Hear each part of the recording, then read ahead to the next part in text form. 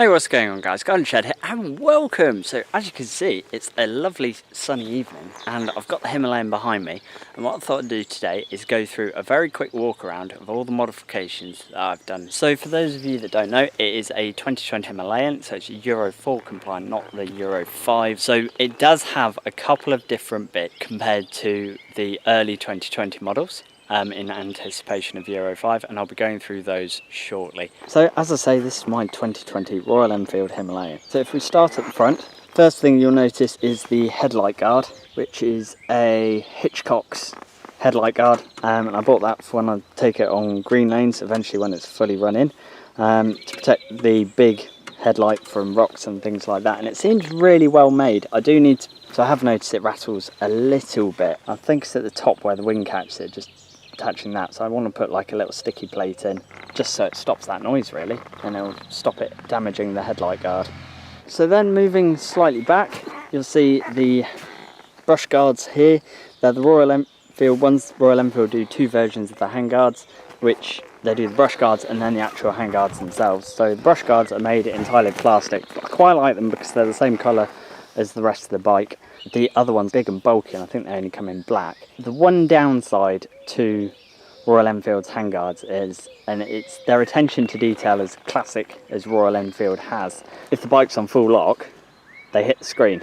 So you can't actually put the steering lock on unless you adjust the screen into the forwards position, which can potentially give you a little bit more wind buffeting. So not the best thought out by Royal Enfield, but I think they look really nice. I haven't dropped the bike yet, touch wood, so I haven't had a chance to test them. Then sort of looking at the cockpit view of the bike, this is my Nav Bar, and it's an SRC Nav Bar. Now if you're ordering, it's an American company. If you're ordering from the UK, you will have to pay duty on the import, so just bear that in mind when you buy it. Links to all the parts, where they're not sort of Royal Enfield genuine parts, I will pop a link in the description. As well as that, I also have the mount for my TomTom. Now, you will notice it drives me absolutely mad that the mount isn't central to the sat-nav bar. And the reason for that is the routing for the cable.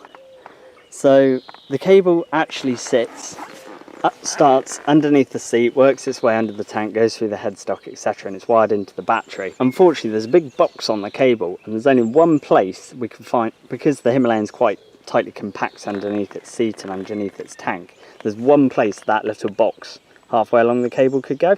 So what it means is the run from the little sort of, I think it's like a transistor or resistor box, it's only small, you know, it's no bigger than sort of a couple of lights or so, it's probably about that by that. But there's one place it could go, and it meant that there wasn't enough cable to make the run and centrally locate it.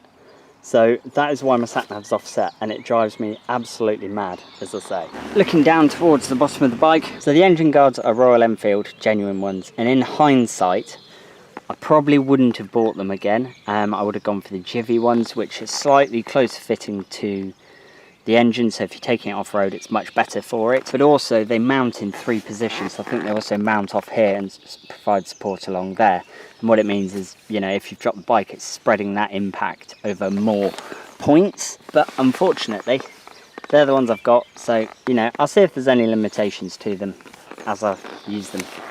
Moving back a little bit further, I've got an Enfield Accessories heel guard. Really simple. All you had to do was take out the 2 bolts that hold the brake cylinder on, replace them with longer bolts that came with a heel guard, and just bolt that in. But the rear brake master cylinder on the stock bike doesn't have anything to protect it. Now, every bike I've owned has had something protecting it. Now, considering I want to take this off-road, for the sake of £20 or whatever it was, I thought it was well worth getting that. And it seems made of decent steel, and the washers themselves, I believe, are nylon, or with sort of a carbon effect to them, which is great because it means, you know, it's not going to rust or anything like that. But everything, it bolted straight in, no problems at all. As you can see, sorry, because of the pannier, I have a Lex Tec End Pipe, and I thought it was really good value. I think it was £110. It's fully road legal as long as you have the baffling.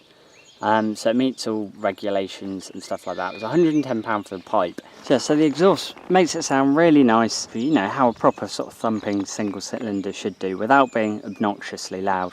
There's a few sort of burbles and spits, as you roll off, which I think just adds to it a little bit. Then the next modification is the Royal Enfield Panniers.